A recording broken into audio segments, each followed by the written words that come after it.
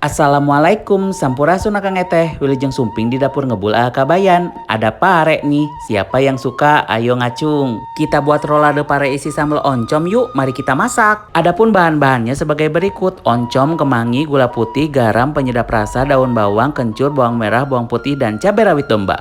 Potong pare menjadi dua bagian dan keluarkan isinya, kita bikin isiannya yuk. Haluskan semua bumbu halus dan oncomnya menggunakan food chopper CH100 dari Mito Chiba.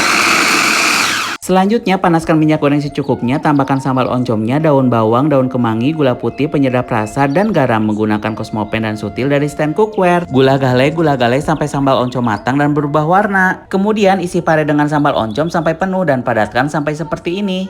Selanjutnya kukus pare menggunakan Cosmopan dari stand cookware, jangan lupa dibalik ya supaya matang sempurna. Setelah matang potong menggunakan pisau dari stand cookware seperti ini, mirip kayak rolade bukan? Rolade pare isi sambal oncom siap dihidangkan, selamat mencoba!